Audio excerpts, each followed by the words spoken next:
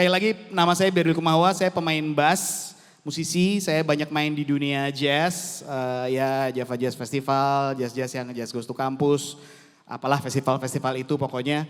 Tapi saya bukan pendeta, saya bukan seorang pastor, saya musisi, tapi saya percaya apapun profesi kita, kita dipanggil untuk mengabarkan kebaikan firman Tuhan.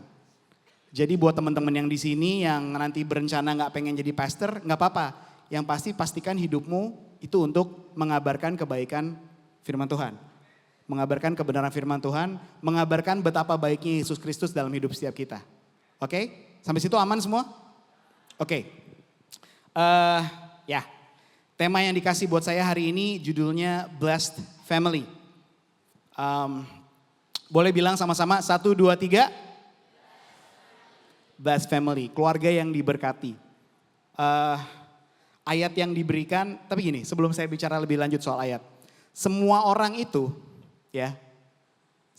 itu pengen punya keluarga yang bahagia. Ya gak sih? Kayaknya kalau kita nonton, saya mau ngomong FTV tapi kayaknya udah gak ada ya era kalian ya. Masih tahu FTV? Masih tahu FTV, sinetron, drama-drama Cina di TikTok sekarang juga kan kayaknya ya semua bicara tentang kebahagiaan keluarga ya. Ternyata dia diam-diam adalah seorang CEO ya kan. Semua udah ngata-ngatain ternyata dia yang punya gitu kan. Jadi kayaknya bicara kebahagiaan akhirnya hidup dengan keluarga bahagia. Semua ingin punya keluarga yang bahagia. Masalahnya tidak semua orang mau membangunnya. Semua cuma sampai di level angan-angan tapi tidak sampai di level mau kerja keras untuk membangun sebuah keluarga yang benar-benar bahagia. Oke, nah ayatnya dari Yesaya 24 ayat 15. Ini saya ambil bagian B-nya aja. Boleh tadi slide yang selanjutnya, udah bener? Yes. Sebenarnya ayatnya lebih panjang dari ini. Nanti teman-teman supaya kepancing boleh buka, nggak mungkin ada yang masih bawa Alkitab kertas ya. Alkitab di tab, atau Alkitab di iPhone, YouVersion atau apapun di Android silakan dibuka. Di notes aja Yesaya 24 ayat 15, nanti teman-teman baca sendiri versi lengkapnya. Tapi summary-nya, sinopsisnya adalah ini Yosua. Yosua lagi ngomong sama orang-orang karena dia ada di tengah-tengah bangsa asing. Dia lagi ngomong sama orang-orang lain. Dia lagi bilang, kamu mau kayak begini, kamu mau nyembah yang di sana. Tapi dia bilang, tetapi aku dan seisi rumahku, kami akan beribadah kepada Tuhan. Dia lagi memperjelas bahwa gini, semua dimulai dari keputusan. Ya, semua dimulai dari keputusan, bukan dari situasi. Keluarga yang diberkati itu dimulai dari keputusan. Bukan gini, waktu Yosua ada di tengah-tengah itu, dia ada di tengah-tengah bangsa yang asing. Karena dia baru masuk nih ya teman-teman. Setelah Musa berjuang 40 tahun buat bawa bangsa Israel masuk ke tanah perjanjian, dia baru masuk, dia ketemu bangsa-bangsa asing juga yang lain gitu kan. Di tengah pengaruh budaya asing generasinya. Udah kecampur-campur gitu. Generasi ini udah kecampur sama budaya-budaya asing. Ya. Nah, dia berdiri di tengah generasi seperti itu tapi dia nggak bilang gini, ya udah deh, terserah nanti anak-anak saya mau kayak gimana. Suka-suka mereka aja, seru-seruan aja gitu. Enggak, tapi yang dia lakukan adalah aku dan seisi rumahku. Artinya apa? Dia punya keputusan. Dia mengambil keputusan untuk bilang, aku dan seisi rumahku akan beribadah kepada Tuhan. Gini, berkat untuk keluarga tidak ada hubungannya sama ekonomi. Tidak ada yang dimulai dari kondisi. Dan juga bukan berarti keluarganya harus selalu sempurna. Yang namanya keluarga, kalau ada sebel-sebelan dikit itu wajar. Kalau ada kesel-kesel itu wajar. Tapi yang namanya keluarga, mereka akan selalu punya tempat untuk pulang ke rumah. Cuma sayangnya di dunia yang sudah jatuh ini, tidak selalu seindah dan sesempurna itu ya kan. Ada kalanya kita punya ayah, dia hadir di tengah kita ada, tapi secara sosok doang, badannya doang, casingnya doang. Dia tidak hadir sebagai seorang ayah yang sesungguhnya buat kehidupan kita. Saya lagi ngomong ini saya nggak tahu buat siapa. Cuman satu hal yang saya tahu, bangsa Indonesia adalah salah satu bangsa dengan tingkat fatherless yang terbesar. Kita kehilangan figur ayah. Kita kehilangan figur yang bisa kita andalkan. Tempat kita pulang udah gak ada lagi. Kenapa? Karena ayahnya lebih memilih hal yang lain. Ada yang terlibat judol lah, ada yang sibuk gak tahu lah ngapain di luar sana. Ada yang punya keluarganya 3 lah. Saya nggak tahu deh ya. Cuma saya mau bilang gini, keluarga memang seringkali tidak sempurna. Tapi puji Tuhan, Yesus bukan cuma juru selamat buat kamu, Yesus bukan cuma raja buat kamu, tapi Yesus juga Bapa buat kamu. Jadi saya mau bilang sama kamu hari ini, teman-teman, kalau ada yang masih punya rasa pahit sama papa, sama bapak, sama siapapun, saya sebagai seorang papa, saya cuma mau bilang, saya minta maaf. Saya minta maaf kalau kami sebagai bapak pernah gagal dan gak berfungsi dengan baik. Tapi teman-teman, kalian harus belajar untuk melepaskan pengampunan. Saya tahu ngomongnya enak ya, kesannya gampang ya. Susah ngelakuinnya, tapi harus dimulai. Kenapa? Kalau kamu simpen pahitnya akan makan kamu hidup-hidup dari dalam. Kamu akan susah beroperasi, kamu akan susah berjalan. Karena kamu akan terus teringat sama sakit yang kamu punya. Nah, yang saya mau bilang gini, berkat keluarga tidak dimulai dari kondisi, tidak dimulai dari ekonomi, tidak dimulai dari pasangan yang sempurna. Kalau, saya ngomong apa adanya boleh kan ya? Boleh kan ya? Seru kan di sini, kayak saya lihat tadi kan presiden worship kayak seru banget gitu. Jadi saya cuma mau bilang, pasti udah ada dong yang udah suka-sukaan, sudahlah. Ada yang udah pacar-pacaran, jangan-jangan ya. Pacaran bukan budaya kita. Atau ada yang memang sengaja datang karena janjian, ntar kamu datang gak sih gitu. Datang dong ke JCC yuk, aku pengen banget loh ibadah bareng kamu gitu. Worship sama dia asik banget gitu. Gak apa-apa asik, saya lebih seneng dengernya. Worship sama dia lebih asik gitu. Itu kata-kata yang indah banget saya denger dibanding yang lain ya. Kenapa saya ngomong kayak gini? Karena dulu waktu saya muda ya udah gak usah dibahas deh. Waktu saya ya udah gak usah dibahas. Yang saya muda juga udah berapa puluh tahun lalu ya, udah terlalu lama lah. Cuman yang saya mau bilang gini, kamu mungkin kepikiran pengen cari pasangan yang sempurna. Saya mau bilang teman-teman, itu cuma mitos. Gak ada pasangan yang sempurna. Yang ada pasangan yang mau bekerja sama. Saya waktu pertama kali, nanti saya panggil orangnya tapi sekarang belum. Waktu saya nikah sama istri saya, itu saya kayak dapat hadiah paling indah di dunia ini, tahu nggak? Karena saya nggak pernah nyangka bentukannya kayak begini bisa dapat istri secantik itu. Masih banyak yang nanya-nanya ke saya, mereka bilang dukunnya di mana mau coba? Saya nggak pakai dukun, saya cuma pakai Yesus. Masuk. Tapi saya mau bilang ini teman-teman, ini saya ngomong apa adanya ya, karena saya udah jadi seorang suami, udah jadi seorang papa. Hidup tuh sempurna banget saya pikir kalau saya punya dia, ya kan. Tapi begitu kami nikah, ya kami mulai satu tempat tidur bareng-bareng, ternyata urusan spray kebuka aja bisa berantem kita. Kamu kalau tidur berantakan banget sih, spray kamu kebuka terus, ternyata itu bisa jadi masalah teman-teman. Cuman yang saya mau bilang gini, ternyata dia yang saya pikir sesempurna itu bisa marah cuman gara-gara spray. Ada kekurangannya dong ya. Tapi gini, berarti saya juga lebih banyak kekurangannya. Karena tempat tidur saya gak pernah bener sampai hari ini by the way. Saya udah menikah, tahun ini kita menikah ke 8 tahun. Sampai hari ini spray saya masih berantakan. Dulu awal-awal saya masih kayak kesel tiap kali dia ngomong soal spray. Saya, apa sih spray terus gitu kan. Lama-lama saya ngerti, iya gue juga perlu kompromi. Makanya saya bilang tidak ada pasangan yang sempurna. Tetapi pasangan yang mau bekerja sama. Oke, nah gini. Keluarga yang diberkati dimulai dari keputusan yang rohani. Jadi saya mau bilang gini, kamu bangun fondasi kamu dari sekarang. Mumpung kamu masih pada muda nih. Pikirin tentang itu dari sekarang. Gak ada pasangan yang sempurna. Tapi yang lebih penting lagi, pasangan ini harus bertumbuh bersama dengan kamu menuju Kristus. Dia harus mendukung kamu semakin serupa Kristus. Ya, terutama buat yang para wanita, buat cewek-cewek. Saya cuma mau bilang sama kamu mahal dan kamu berharga. Kamu gak butuh validasi dari laki-laki. Saya mau bilang ya, buat cowok-cowok mohon maaf saya harus ngomong apa adanya ya. Laki-laki itu bisa ngomong apa aja ya buat dapetin kamu. Mulutnya bisa manis banget. Percayalah saya pernah kayak gitu ya. Mulutnya bisa manis banget. Gak usah ngerasa tertuduh yang cowok-cowok, santai aja. Tutup mata lihat bawah gak apa-apa. Cuma saya mau bilang, cewek-cewek kamu berharga dan kamu mahal. Ya, nilai kamu ditentukan dari Kristus yang mau mati buat kamu. Dia yang bilang kamu cantik tiap hari belum tentu mau mati buat kamu. Oke, sampai situ aman? Oke, yang penting saya yakin kalian aman di bagian situ. Nah, kenapa saya bicara soal keputusan? Keputusan itu menentukan arah. Keluarga yang diberkati dimulai dari satu orang yang berkata ya kepada Tuhan. Dan Yosua berkata ya kepada Tuhan. Ya. Nah, di Ulangan 6 ayat 4 sampai 7 bilang gini. Kita baca 4 sampai 6 bilang gini. Dengarlah hai orang Israel, Tuhan itu Allah kita, Tuhan itu Esa. Kasihilah Tuhan Allahmu dengan segenap hatimu dan dengan segenap jiwamu dan dengan segenap kekuatanmu. Apa yang kuperintahkan kepadamu pada hari ini haruslah engkau perhatikan. Ayat berikut. Boleh kita baca sama-sama ayat ini? 1, 2, 3.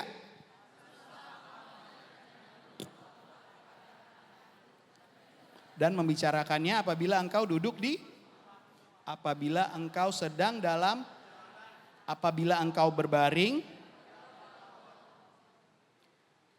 Keluarga yang diberkati adalah keluarga yang memusatkan Tuhan dalam kehidupannya sehari-hari. Ya, jadi gini, diajarin ke anak-anak bukan cuman pas lagi di hari Minggu aja di gereja.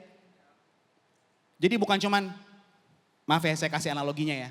Ayo gereja-gereja, sekolah Minggu sana gitu. Enggak. Bukan cuman kayak gitu. Kasar banget ya analoginya. Enggak kayak gitu. Tapi yang setiap hari diajarkan tentang kebaikan Tuhan. Dan kalau firman Tuhan bilang apa? Diajarkan berulang-ulang, dibicarakan setiap hari dan bahkan menjadi ritme hidupnya mereka. Tahu ritme? Tahu ya irama ya. Tadi kalau nggak ada drum yang jaga ritme tuh, ya, saya ngomong ini bukan buat ngasih beban ke drummer ya, nggak ya. Semua musisi harus belajar tempo yang benar, harus metronom harus benar, jangan cuma nyalahin drummer, nggak bisa. Tapi saya mau bilang, kalau drummer nggak ada, selesai tuh ritme kita rame-rame. Apalagi kalau drummernya suka jarang pakai metronom. Keasikan pakai sequencer terus, jadi malas latihan begitu tanpa metronom. Sorry kok jadi musisi banget ya, sorry. Jadi terlalu spesifik. Oke, lanjut. Ritme itu berhubungan sama gimana kalian menjalani hidup kalian. So kalau kalian menjadikan firman Tuhan dan menjadikan pengajaran itu sebagai ritme kehidupan kalian, berkat Tuhan itu akan datang karena Tuhan jadi pusatnya. Kalau saya ngomong berkat, please jangan kaitin sama uang ya. Gak ada hubungannya sama uang loh. Hari ini saya diberkati bisa ngomong di depan kalian. Saya yang diberkati. Karena saya senang banget lihat anak muda kayak kalian tadi saya bilang bisa loncat-loncat memuji Tuhan kayak gitu. Berkat tuh gak selalu bicara tentang uang. Oke? Nah, keluarga yang diberkati memusatkan Tuhan dalam kehidupan yang sehari-hari. Jadi harus diajarin ulang-ulang, duduk, jalan, bangun, berdiri, semua diajarin ulang-ulang. Oke, sekarang kita lihat lagi di Matius 18, ayat 19 sampai 20. Masih aman semua? Saya ngomongnya kecepatan gak? Ngejar waktu, soal waktunya tinggal dikit. Oke, saya materinya cukup banyak, saya pengen teman-teman bisa terima, tapi saya juga gak pengen jadi terlalu membosankan. Karena bapak-bapak ngomong muluk nih. Matius 18 ayat 19 sampai 20 bilang gini. Dan lagi aku berkata kepadamu jika 2 orang daripadamu di dunia ini sepakat meminta apapun juga, permintaan mereka itu akan dikabulkan oleh Bapakku yang di surga. Sebab di mana 2 atau 3 orang berkumpul dalam namaku, di situ aku ada di tengah-tengah mereka. Kata sepakat itu berarti gini, satu hati, satu arah, dan satu tujuan. Banyak keluarga retak tuh bukan karena kekurangan uang, tapi karena kehilangan kesepakatan. Contoh, nak kamu pulang jam berapa? Aku ibadah dulu mah hari ini JCC Youth. Oke, ibadah sampai jam berapa? Jam 8 mah selesai. Habis itu langsung pulang. Enggak, masih hangout dulu. Loh kan hangoutnya tadi 5:30, kok hangout lagi? Ya sebentar mah hangout cuma sampai jam 9. Bener ya jam 9? Iya, 9:30 udah di rumah. Oke, sepakat.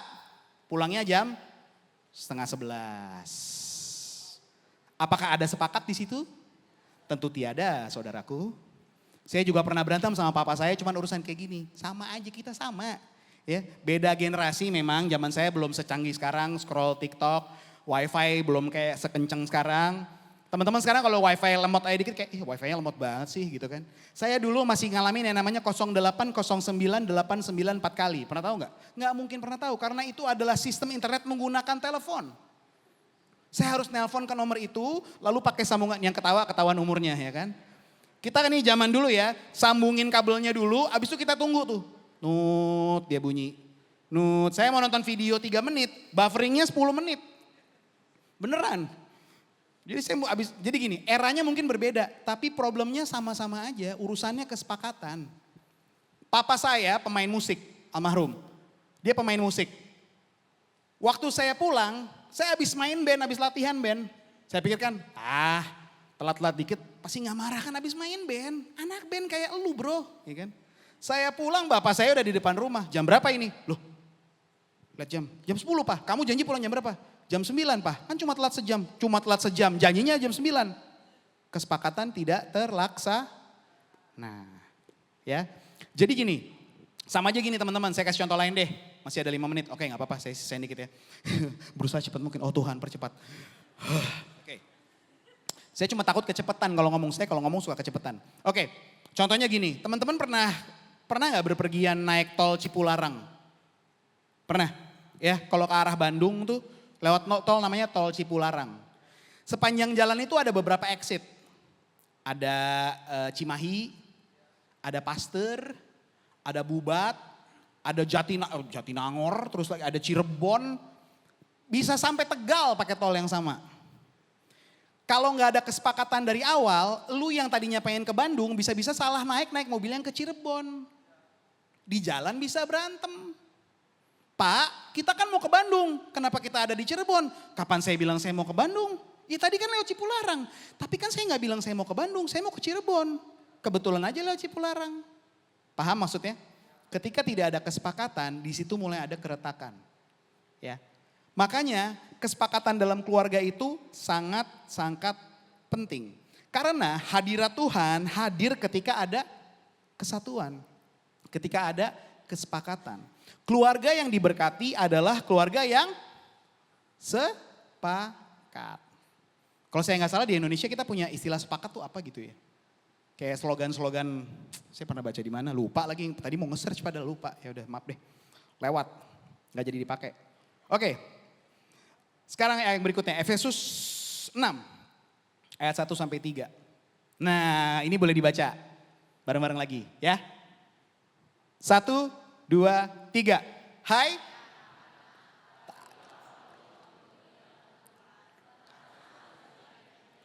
Hormatilah. Oke cukup, udah segitu aja gak usah diterusin. Yang paling penting bagian itu buat saya. Hai anak-anak, taatilah orang tuamu di dalam Tuhan. Karena haruslah demikian, hormatilah ayahmu dan ibumu. Ini adalah suatu perintah yang penting seperti yang nyata dari janji ini supaya kamu berbahagia dan panjang umurmu di bumi. Ini tuh bukan soal siapa yang benar, bukan soal siapa yang salah. Ini soal menghormati. Ya, saya mau bilang gini, orang tua juga gak selamanya benar. Generasi kalian tuh memang berbeda banget sama generasi saya dan generasi sebelum saya. Kalian berarti masuknya masih ada yang Gen Z, masih ada yang alpha kayaknya ya. Ya kan? Ada yang gen alpha, ada yang gen, walaupun sebenarnya kita gak perlu kotak-kotakin gen-gen gitulah ya. Generasi Kristus aja lah kita ya. Ya gak sih? Ya gak sih? Stop sih Gen Z, Gen Alpha, milenial stop lah. Yang penting generasi Kristus. Karena generasi Kristus gak ngejar menjadi seperti generasi ini. Generasi Kristus mengejar menjadi serupa Kristus. Jadi gak perlu pakai baju generasi Z, generasi Alpha, generasi gak perlu. Karena yang paling penting jadi generasinya Kristus. Yaitu generasi yang mau tumbuh serupa Kristus. Oke, generasi kalian itu beda banget. Kalau generasi saya mungkin masih ngalamin orang tua selalu benar. Puji Tuhan papa mama saya jauh lebih liberal. Saya selalu dikasih kesempatan buat ngomong. Mungkin kamu orangnya, tapi kamu juga gak akan bisa lead orang kalau kamu belum pernah di-lead. Kamu gak akan bisa mimpin orang kalau kamu gak pernah mimpin. Kalau kamu gak pernah dipimpin. Kamu gak bisa ditaatin orang kalau kamu juga gak pernah taat. So waktu kamu taat sama orang tua, kamu melatih dirimu untuk menjadi seorang anak yang taat. Dan dari ketaatanmu itu menghasilkan berkat. Saya gak bilang bahwa berkat itu baru datang karena gini, Tuhan kita tuh bukan Tuhan yang transaksional. Berkatnya sudah Dia berikan kepada kita. Tapi you know what, kayak pegang kuncinya tau gak sih? Kalau kalian jadi anak-anak yang taat, kuncinya kayak kebuka gitu. Kesepakatan dalam keluarga, ketaatan kepada orang tua, kuncinya dibuka, berkatnya akan terbuka. Oke? Jadi gini, keluarga yang diberkati adalah keluarga yang menghormati strukturnya Tuhan. Keluarga yang diberkati adalah keluarga yang mengerti bahwa setiap orang punya peranannya masing-masing. Setiap orang punya fungsinya masing-masing. Karena berkat mengikuti ketaatan. Nah, masih aman? Waktu saya udah habis sih, cuman boleh ya saya extend dikit ya, boleh ya sebelum saya panggil istri saya. Maliaki 4 ayat 6.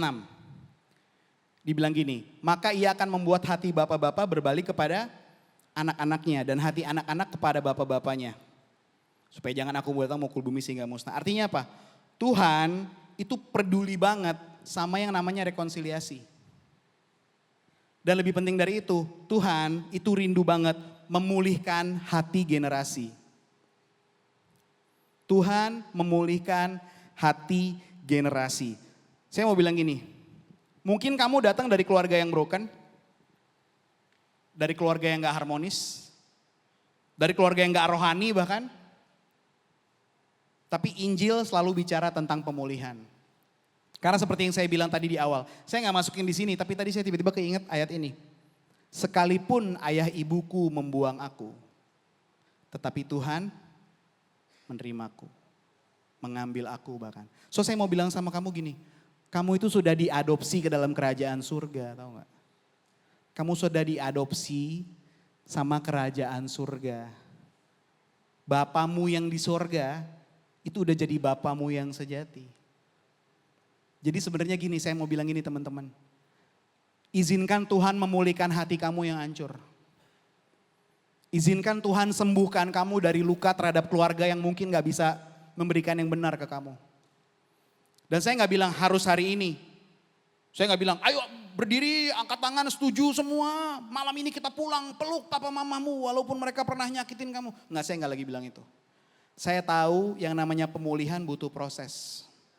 Tapi setidaknya malam hari ini ambil keputusan dalam hati kecil kamu untuk bilang, oke Tuhan, saya ampuni keluarga saya. Saya ampuni papa, saya ampuni mama. Karena Tuhan memulihkan hati generasi dan lebih penting dari itu, dia pengen kamu pulih supaya kamu bisa berfungsi dengan baik dan supaya kamu menemukan tujuan hidupmu dan kamu berfungsi buat kerajaan surga. Karena gak ada yang lahir kebetulan di sini. Kamu kira kamu kebetulan ada di gereja ini? Malam ini? Tidak ada yang kebetulan teman-teman. Teman-teman, saya dari tadi ngomong teman-teman ya. Saya baru sadar ya dari tadi saya ngomong. Menurut Om, sorry, dari tadi berasa seumuran ya. Lupa keasikan. Tenang-tenang, kalau udah seumuran saya lama-lama sadar kok. Berdiri begini udah mulai pegel-pegel nih. Kalau kalian kan lompat-lompat saya udah mulai aduh sakit-sakit ya. Kaki mulai bunyi-bunyi gitu. Udah, ya, udahlah gak usah dibahas. Ntar saya sedih. Oke, langsung aja ke ayat berikutnya. Efesus 2 ayat 10. Ini juga saya minta dibaca bareng-bareng boleh ya? Tapi yang kompak, ritmenya yang benar. Ya. Apa perlu kita panggil drummer untuk jaga tempo? Enggak? Oke, siap. Efesus 2 ayat 10 kita baca sama-sama. 1, 2, 3. Diciptakan dalam Kristus Yesus.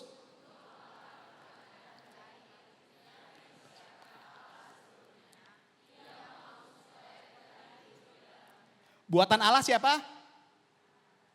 Ya kok gitu doang. Angkat tangan dong. Buatan Allah siapa? Yes, kamu semua buatan Allah.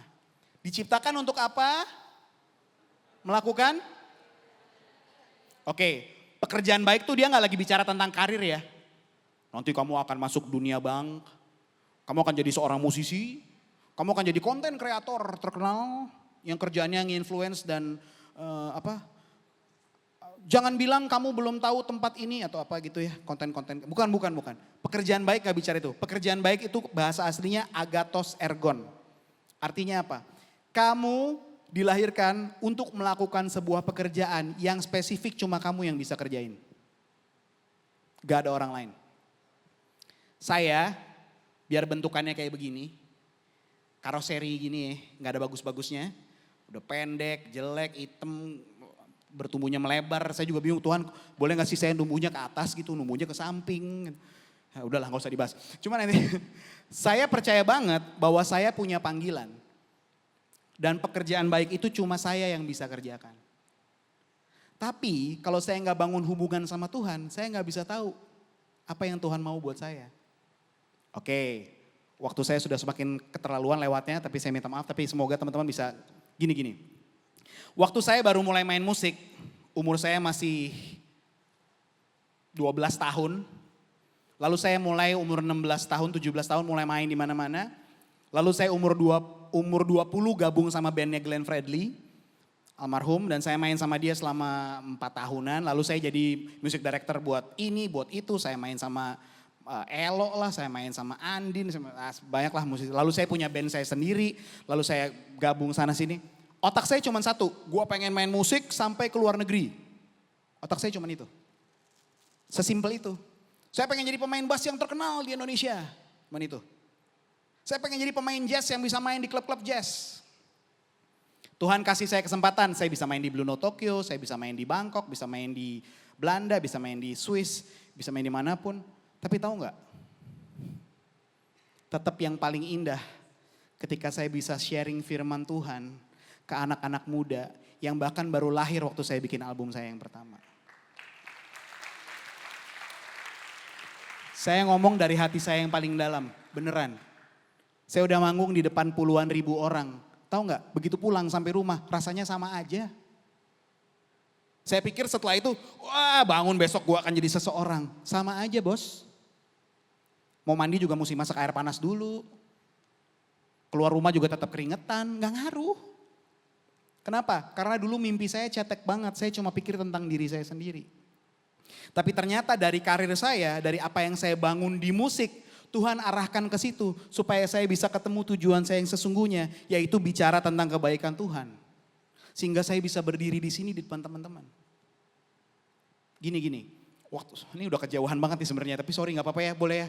Ini tiba-tiba Roh Kudus suruh saya ke sini gini. Waktu saya SMP, sekarang namanya apa sih? Masih SMP kan? Masih ya.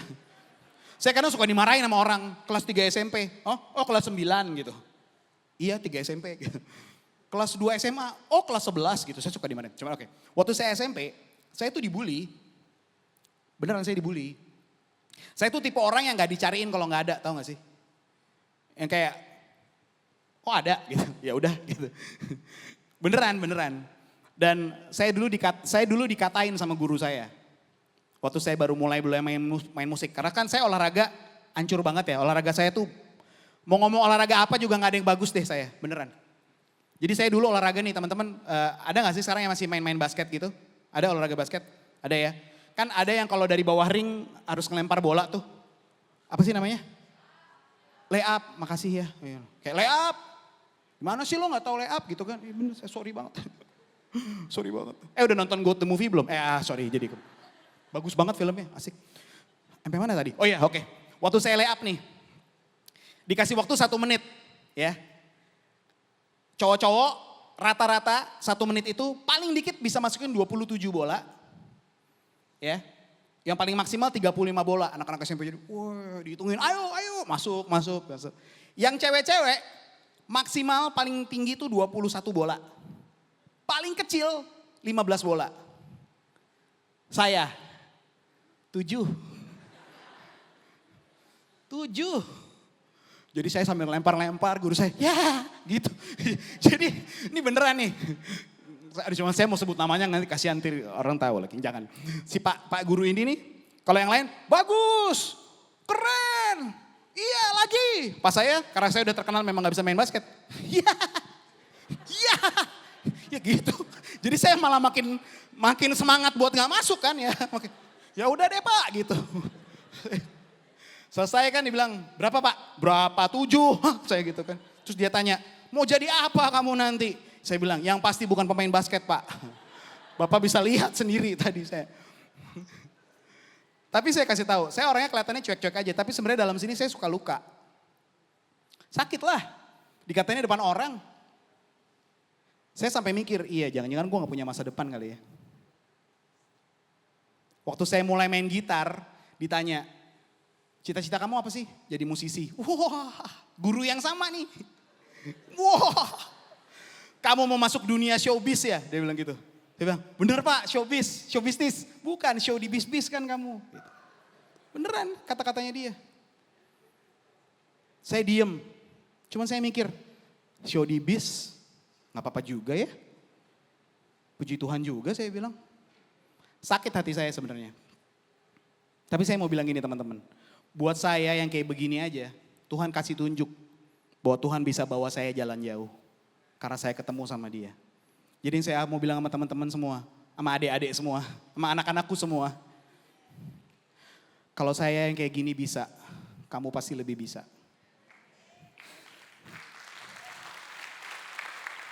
Saya nggak punya komunitas sekeren kalian gini. Saya nggak punya teman-teman sekeren kalian gini. Tapi saya bisa. Saya bisa berdiri di sini hari ini. Saya masih bisa hidup. Sorry.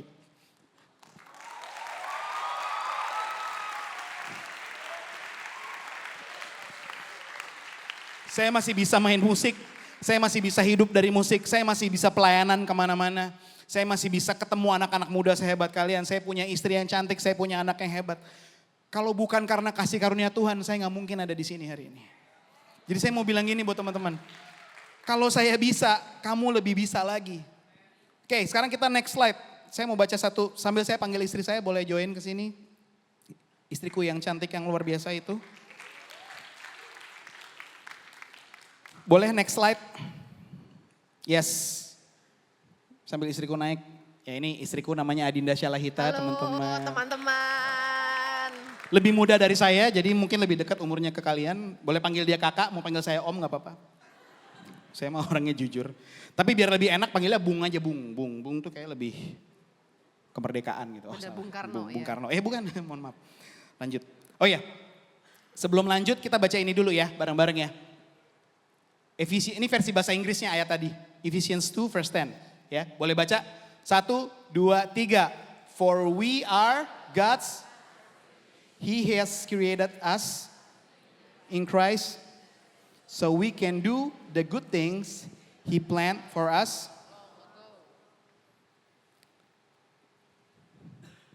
Masterpiece loh. Siapa yang masterpiece? Saya doang? Kamu juga kan? Kamu tahu nggak masterpiece? Pernah kebayang nggak kalau ngomong masterpiece itu apa sih? Oke, gini. Kalau saya sebut Leonardo da Vinci, ingatnya apa? Hah? Lukisan apa? Mona Lisa. Keren ya. Last Supper gitu kan. Kalau saya sebut Olivia Dean.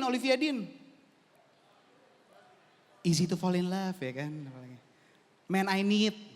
Kalau saya sebut Michael Jackson, tahu gak Michael Jackson? Apa? Hihi. Apa kalau Michael Jackson? Moonwalk, oke. Glenn Fredly. Januari, kasih putih. Steve Jobs. Hah? iPhone semuanya. Iya banyak sih emang Steve Jobs. iPhone, apa lagi? Macintosh, Elon Musk. SpaceX. Oke. Yang saya sebut dari tadi gini, pencipta dan masterpiece-nya. So ketika kamu disebut sebagai masterpiece-nya Tuhan, seluruh alam raya ini ketika sebut nama kamu, ingat sama Tuhan. Karena kamu masterpiece-nya dia. Dan kamu diciptakan segambar dan serupa sama dia. Jadi di dunia ini banyak orang bayar mahal-mahal buat lihat aurora borealis. Banyak yang bayar mahal biar bisa pergi lihat air terjun Niagara. Biar bisa lihat Grand Canyon, tapi Tuhan bilang masterpiece-nya dia kamu dan saya. Dan gini saya mau bilang teman-teman, keluarga yang diberkati adalah keluarga yang berjalan sesuai dengan desain penciptanya. Saya ulang sekali lagi ya, keluarga yang diberkati adalah keluarga yang berjalan sesuai dengan desain sang pencipta. So masterpiece-nya Tuhan, JCC Youth, masterpiece-nya Tuhan, JCC Youth, saya mau bilang Tuhan punya rencana buat kamu. Dan melalui keluarga kamu, kamu akan tunjukkan betapa berharganya kamu. Dan keluarga kamu akan jadi contoh dan jadi dampak. Mungkin keluargamu yang hari ini dikategorikan belum berhasil. Tapi mari berjuang untuk keluargamu yang di masa depan. Supaya kamu jadi seorang bapak yang baik, supaya kamu menjadi seorang istri yang baik, supaya jadi pasangan yang baik dan kamu punya anak-anak yang juga luar biasa. Tuhan Yesus berkati kamu semua ya. Istri saya mau bicara sekarang, silakan. Kita main at least aja gimana nih, udah diambil semua sama Anda. Shalom teman-teman, aku Dinda. Kalau aku manggilnya Kak aja ya, boleh ya, Kak Dinda kan kita dekat umurnya ya. Kalian umur berapa? 15 kan? Kebanyakan 15 ya. Ya aku pernah juga segitu sih. Iya kan dia cuma mau nambahin dikit aja nih karena kita juga waktunya udah lewat banyak gitu. Karena Om ini ngomong terus ya. Om Mary. Enggak, Kak Dinda mau ingetin tentang, kan tadi kita dibilang masterpiece-nya Tuhan dan kita harus melekat betul sama yang nyiptain kita. Bener gak? Untuk bisa berjalan searah. Ibaratnya gini, berjalan sepakat sama penciptanya. Pencipta kita, kita harus sepakat sama Bapak kita dong. Nah, karena cuma mau ingetin sebenarnya ada beberapa ayat tapi ini ada buka di Roma 12 ayat 2. Ini pasti semua udah pada tahu ya. Janganlah kamu menjadi serupa dengan dunia ini tetapi berubahlah oleh pembaruan budimu sehingga kamu dapat membedakan mana kehendak Allah, apa yang baik, yang berkenan kepada Allah dan yang sempurna. Kenapa Kak Dinda mau ingetin ini? Zamannya kalian ini udah ambigu banget, tahu nggak ambigu itu apa ya? Bikin nggak tahu yang bener yang mana. Video aja AI, bener nggak sih? Pusing nggak kadang-kadang kayak ini beneran apa enggak, tiba-tiba di grup keluarga biasa kalau aku dapetnya dari grup emak-emak gitu, lihat deh ini ada ibu-ibu lagi gini-gini, pasti bilang, mohon maaf ini AI. Karena kita udah tahu yang aslinya kayak gimana, yang AI-nya gimana, tapi kalau kita nggak tahu yang aslinya kayak duit palsu. Ternyata bagaimana membedakan duit palsu sama duit asli? Dengan belajar yang duit yang asli. Once tahu duit asli, duit palsunya enggak ini gak sesuai sama duit asli. Nah kita makanya dibilang nih jangan serupa. Harus pembaruan akal budi biar apa tuh? Biar tahu mana yang baik, ya kan? Yang berkenan kepada Allah dan yang sempurna. Kehendak Allah apa bukan, punya namanya discerning spirit. Ya, dan ini nyambung sama, aku siapin gak ya di slide situ. Amsal 3 ayat 5. Di situ kan dibilang percayalah kepada Tuhan dengan segenap hatimu dan janganlah bersandar kepada pengertianmu sendiri. Tadi ada aku baru posting gitu, ada quotes gini. Kan katanya yang boleh ngatur donatur. Tuhan udah jadi donatur kok nggak mau diatur? Cetas. Ya kan? At least waktu At least spray gue rapi, cetas. Nah di situ ada kata percayalah dalam bahasa Ibrani, ini kita dikit aja ya, bahasa Ibraninya disebut dengan istilah ini kalau nggak salah penyebutannya tuh batah. Batah. Artinya menaruh percaya diri dan harapan kepada Tuhan. Yang kedua, berani percaya karena aman. Jadi gini, Kak Dinda pas baca ini, oh percaya tuh bener-bener percaya betul. Siapa yang bener-bener kita percaya ini, siapa Tuhan yang kita sembah. Secure dalam siapa yang kita sembah itu.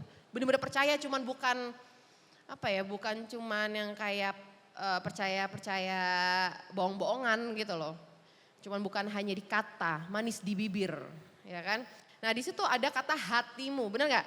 Kan percayalah kepada Tuhan dengan segenap hatimu kan. Nah kata hatimu itu bahasa Ibraninya itu lab. Ini Kak Dinda bukan ahli bahasa Ibrani tapi Kak Dinda pernah catat dari salah satu mentor Kak Dinda, Usi On Tahapari. Itu artinya pikiran, pertimbangan. Nah ternyata dalam hati nih dibilang hatimu ya. Ingat ini kalau boleh catat deh. Bahasa Ibrani disebut dengan istilah lab itu ada artinya pikiran, pertimbangan dan perasaan, pemahaman, perenungan, dan bahkan memori. Jadi deep banget dan detail banget loh. Dengan segenap hatimu. Dan itu tuh dan bersandar, itu bahasa Ibrani-nya ada istilah sa'an, bergantung atau mengandalkan, percaya, dan jangan bersandar tuh berarti artinya gini, jangan bergantung atau jangan mengandalkan atau jangan percaya. Pada pengertianmu, itu ada pengertianmu, kita belajar dikit ya. Nah, dalam kata pengertianmu itu ada di dalamnya ada pengetahuan, pengertian, pemahaman, dan kebijaksanaan diri. Ini aku bener-bener buru-buru kayak nge-rap gue. Jadi kesimpulan ya yang untuk apa ya tadi kita baca terus kita breakdown dikit tuh. Percayalah itu apa? Segenap hatimu tuh apa? Janganlah bersandar tuh kata bener-bener deepnya apa? Ya kan? Jadi kesimpulannya yang aku pelajari juga di situ, kita wajib melatih diri untuk percaya kepada Tuhan. Kan soalnya tadi gini, membangun keluarga atas dasar yang benar dan sesuai dengan firman Tuhan. Dan membangun keluarga itu kata aktif loh. Sebagai orang Kristen tuh kata aktif harusnya. Mengampuni. Mengampuni itu kata aktif. Kak Dinda cerita dikit. Kak Dinda tuh kan dari seberang ya dulu ya. Tahu gak maksudnya dari seberang? Bukan dari Cibubur, Bogor ya. Tahu ya dari seberang. Nah, jadi pas Kak Dinda percaya Tuhan Yesus, kan pasti ada drama-drama Kumbara, drama Cina, drama Korea ya. Episode-episode berapa gitu. Dan di sana tuh kayak harusnya sebagai waktu itu Kak Dinda juga masih belum terlalu berhikmat gitu, belum terlalu dewasa dan lain-lain. Harusnya Kak Dinda kayak, kok giniin gue sih? Gak adil, bener gak? Ikut Tuhan harusnya malah paham kan? Tapi Kak Dinda malah diajari gini, loh ikut Tuhan tuh malah belajar aktif. Aktif apa? Aktif mengampuni, aktif melepaskan hak. Oh itu sulit sekali. Oh sulit, melepaskan hak apa sih Kak Dinda? Misalkan, kamu di sekolah, ya, kamu yang belajar dan lain-lain. Kamu dicontekin nih sama temen, mau marah, ngadu, bla bla bla. Kamu yang difitnah nih.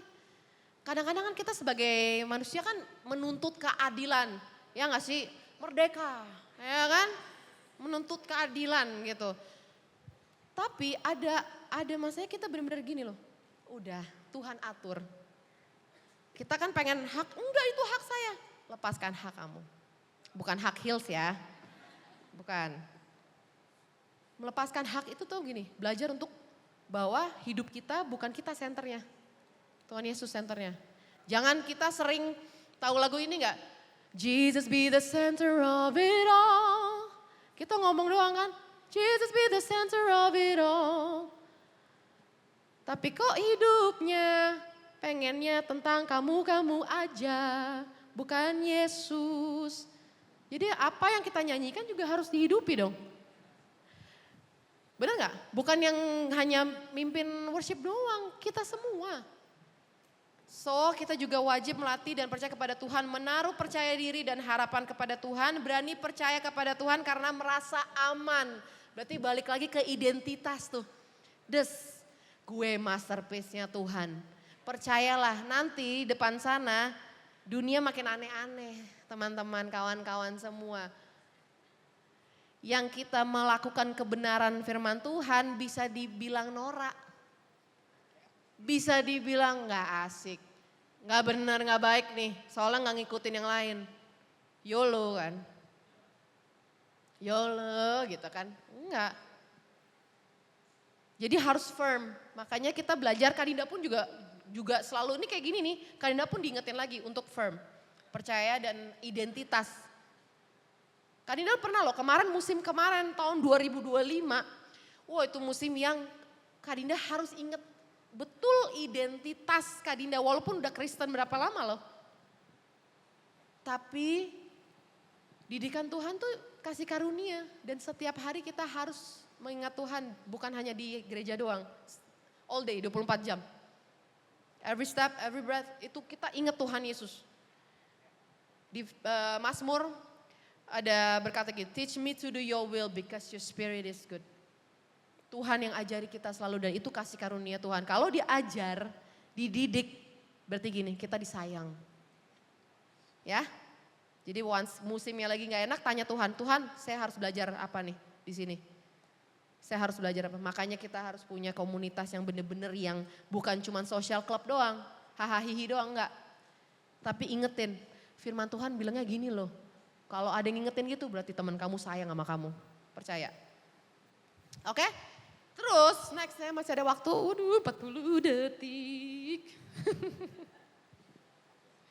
Oke, kita ngomongin tentang tadi blessed family gitu ya. Tadi kan kita udah ngomongin membangun dan lain-lain. Kak Dinda belajar di Kolose 3, buka dari 12 sampai 17. Karena itu Kak Dinda yang baca ya, ini 20 detik nih. Ayo nge-rap ya, oke? Are you ready? Enggak, jangan dong nanti. Karena itu sebagai orang-orang pilihan Allah yang dikuduskan dan dikasihinya, kenakanlah belas kasihan, kemurahan, kerendahan hati, kelemah lembutan dan kesabaran.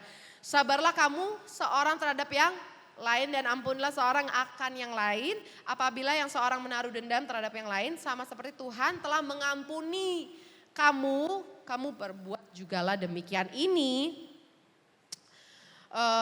firman Tuhan muncul di saat Kak Dinda lagi kesel sama orang. Bayangin.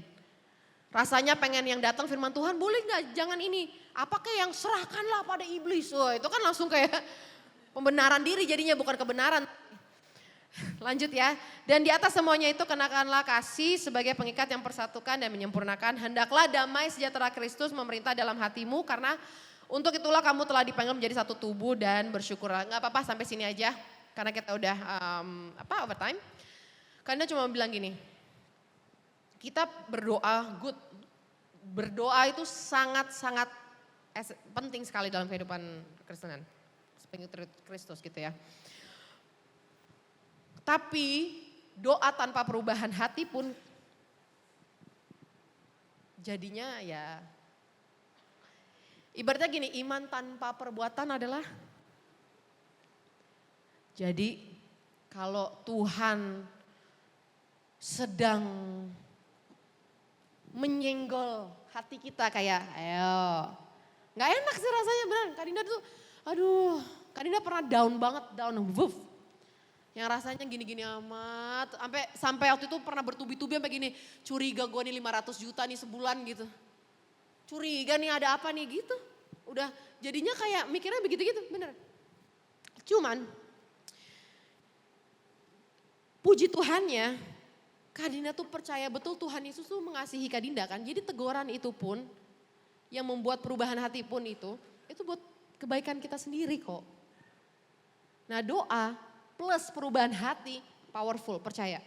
Jadi kalau sekarang nih, Kak Dinda percaya gak ada keluarga yang sempurna, benar gak? Kak Dinda sama Kak Berry, Om Berry, gak mungkin gak pernah berantem. Gak mungkin gak pernah berantem. Tapi kita belajar harus ada diawali dengan perubahan hati. Untuk apa? Mendengar Tuhan dan bisa gini loh. Kan kasih Tuhan sempurna lewat kita. Kasih kita ke suami sih ya kadang-kadang ya mut-mutan ya. Enggak deh. Jadi kita berdoa kasih Tuhan lewat kehidupan kita untuk mengasihi sesama. Jadi lebih peka. Nah itu semuanya punya apa ya? Valve itu apa? Katup, keran. Tahu kayak keran kan? Aliran kerannya tuh dibukanya dengan apa? Dengan perubahan hati. Jadi Kak Dinda, nggak tahu nih Kak Dinda di sini encourage kalian. Bahkan kalau ada yang sedang hampir pahit sama saudaranya sendiri. Adik atau kakak, nggak harus orang tua. Adik atau kakak. Kamu harus melepaskan pengampunan, bukan untuk dia berubah. Untuk kita. Untuk kita tahu, kadang saat kita mengampuni, kita tahu point of view-nya Tuhan. Bahkan kita jadi bisa tahu, there's something wrong sama orang ini yang kasihan banget. Misalkan, Berry lagi sedih misalkan ya. Kesel banget dia kan ngeselin, seharian ngeselin. Kalau kita peka, Tuhan saya sabar deh sebentar dulu, saya harus tenangin diri dulu. Ini kenapa nih orang gini? Kadang-kadang kita cuma jadi samsak teman-teman. Serius, kita jadi bisa lihat. Oh, Berry lagi sedih karena sesuatu ternyata. Cuman penipu nggak suka yang namanya kesatuan. Di sini kan menjadi satu tubuh, bukan satu bentuk. Kak Dinda mau encourage kalian untuk mengampuni itu apa? Hati kalian gak jadi keras. Jadi once ada unity, itu benar-benar unity yang dari Tuhan. Family dimanapun, ini kan family juga gak? Right? Pasti ada pergesekan kan? Percaya deh, penipu gak suka yang namanya unity. Makanya akan menciptakan generasi fatherless.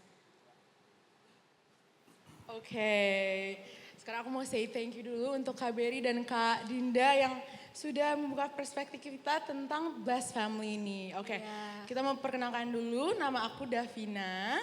Nama aku Michelle. Yang akan menemani menjadi host pada malam ini. Q&A hari ini, betul. Nah, Oke. kalau tadi kita banyak dengar dari pengalaman dan insight Kak Berry dan juga Kak Adinda, sekarang giliran teman-teman nih yang mungkin semuanya udah pada punya pertanyaan yang mungkin mau ditanyain. Yes, boleh silakan angkat tangan, lalu ke podium yang di belakang situ, lalu sebutkan nama, lalu sampaikan pertanyaannya. Boleh yang pertama Kak Abraham. Boleh. Suaranya bagus banget tadi. Suaranya enak nih tadi. Betul. Shalom, Kak. Ngomong aja enak deh. Shalom semua. Perkenalkan. D mayor tuh, C D mayor. Perkenalkan aku Abraham Ewaldo.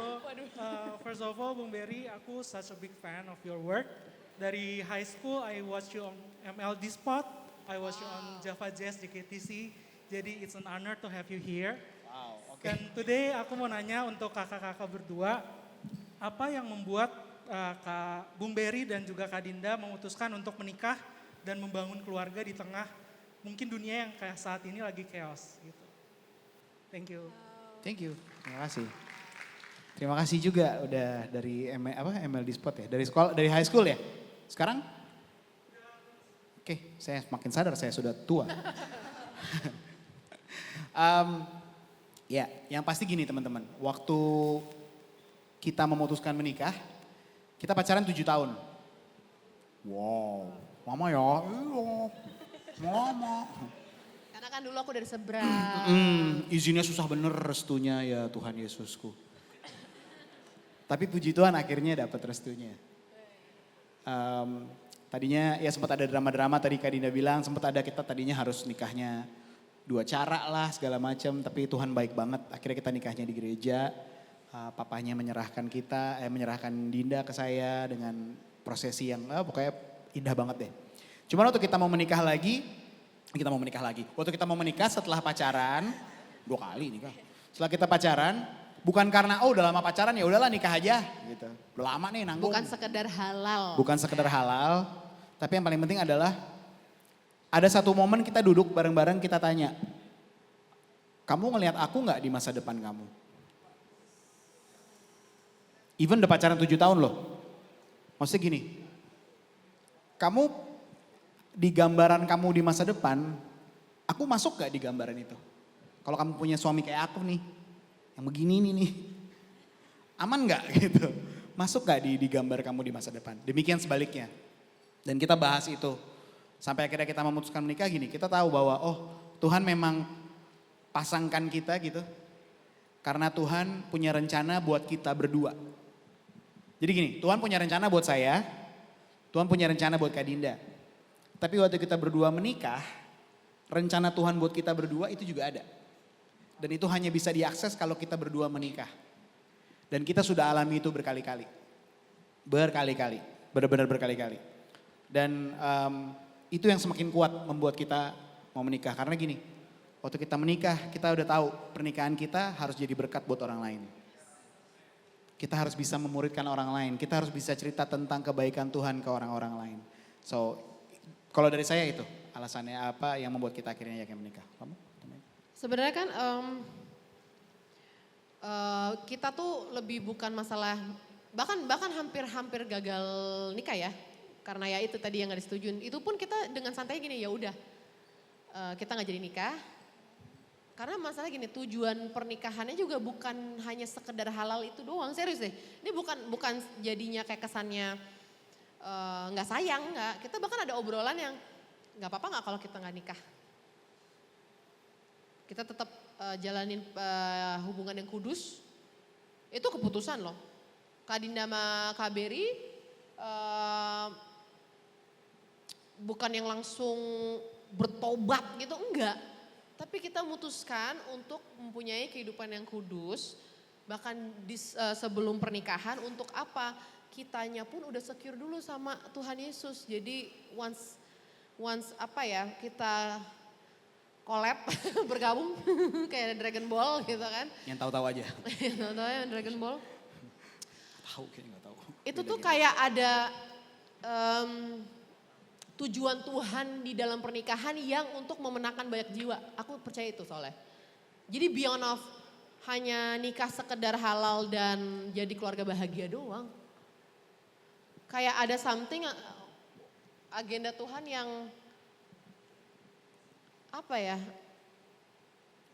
Ya, yang cuma bisa terlaksana pas kita nikah, dan itu sebenarnya dan jangan maksudnya cara Kak Dinda sama cara Kak Beri gini berarti harus ikutin banget. Tanya Tuhan. Setiap hubungan itu pasti tanya Tuhan. Benar tanya Tuhan, jangan ngikutin Kak Dinda Kak Beri, ikutin firman Tuhan tetap. Gitu. Bahkan apa yang tadi Kak Dinda Kak Beri omongin, uji. Kan disuruh juga firman Tuhan, ujilah kan. Gitu. Jadi itu sih sebenarnya awal maksudnya kenapa kita nikah.